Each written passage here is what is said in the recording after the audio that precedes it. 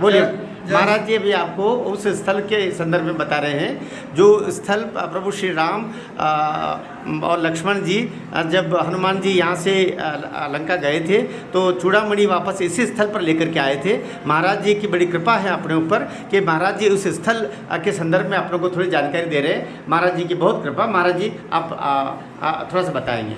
जय श्रीवन नारायण की जय श्री राम। यहाँ का जो भगवान की जो आप नेत्र दर्शन भगवान की फर्स्ट देखें तो विशेषता है कि राम जी यहाँ बैठे हुए हैं। एक हाथ भगवान के हृदय पे जो हाथ में माला है, दूसरे हाथ भगवान के घुटने पर योग में ध्यान मुद्रा में बैठे हुए हैं। भगवान के ऊपर जटा है। माता सीता जी की विशेषता है कि आप कहीं भी माता सीता जी दर्शन करेंगे, कमल पुष्प हाथ में लिए खड़ी रहती हैं। यहाँ उसके ऊपर बैठी हैं जिनका नाम कमलेश्वरी है। लक्ष्मण जी की विशेषता है, कहीं भी देखेंगे धनुष बाण को पकड़े रहते हैं लक्ष्मण जी, यहाँ पे प्रणाम करके खड़े हुए हैं। हनुमान जी का विशेषता है कि भगवान के पास कहीं भी रहेंगे तो प्रणाम करके रहते हैं, इधर ऐसे करके। वो बता रहे हैं कि सीता माता को ढूंढ करके आए हैं। चलत बिरंची चूड़ामणि दुन्नी रघुपति हृदय लाए सुलिन्नी। सुंदर कांड में वर्णन आता है कि माता चलते समय चूड़ामणि दिए थे, वो हनुमान जी भगवान को अर्पण करते हुए घुटने के बल पे बैठे हुए। ये हम लोग नित्य दर्शन भगवान की प्रतिमाएँ का भी जो दर्शन करें वो विशेषता है। पुरानी कथा के अनुसार बताया जाता है कि भगवान श्री राम जी इधर माता को ढूंढते ढूंढते आए थे। ये समूचा किष्किंधा राज्य है। किष्किंधा बोले तो बहुत बड़ा राज्य था, जिसका राजा वाली है। उसका छोटा मोटा प्लेस या नगरी नहीं हो सकता है। हम लोग जहाँ खड़े ये सब जंगली एरिया है। ये क्षेत्रफल 8 किलोमीटर के बताया जाता है, जो ऋषिमुख पर्वत में आता है। उसमें से एक ये पहाड़ है जिसका नाम मालवंत है। रामायण में तुलसीदास जी इसका नाम प्रवर्सन गिरी रखा है। रामायण में इसका मंदिर का नाम फटिक शिला रखा गया है। फटिक शिला बैठे दो भाई परेश चंदन जाई। सुंदर कांड में बताया जाता है, चौपाई आता है। भगवान श्री राम जी यहाँ पे 4 महीना रुके थे।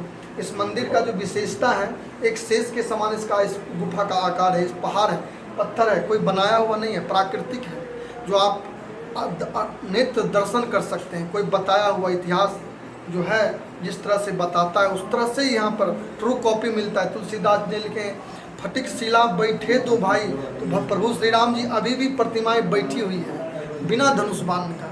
ये हम लोग नेत्र दर्शन और समझ सकते हैं। और दूसरा में एक पहाड़ का जो आकार है, एक गर्भ के समान है, एक शेष के समान है, ऐसा घुमा हुआ है। जो आप प्रदक्षिणा में जाएंगे तो उसका दर्शन होता है। इसके अंदर भगवान राम जी 4 महीने रुके थे। इम्पोर्टेंट बात यह है कि इस गुफा भूमि का महत्व है कि भगवान को इस जगह पे शांति प्रतीत हुआ, शांति मिला है। 4 महीना रुके। और हम लोग भी सोच सकते हैं बगैर शांति को कोई भी ध्यान नहीं कर सकता है। व्याकुल था, माता सीता का हरण हो गया था। माता सीता ढूंढते ढूंढते भगवान इधर आए और यहाँ पे शांति मिला है।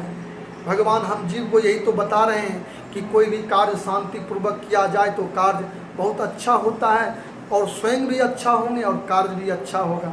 यही शिक्षा देने के लिए भगवान यहाँ 4 महीना रुके, शांति। और दूसरा में यहाँ पे ही इसी जगह पे ही सभी प्रकार की सेना को हेल्प मिला है भगवान को। बांदरी सेना सब यहीं पर इकट्ठा हुआ था। सीता माता खोज करके हनुमान जी इसी जगह पे आए। सीता माता का पता भी यहीं पे लगा था। ये इस भूमि का महत्व।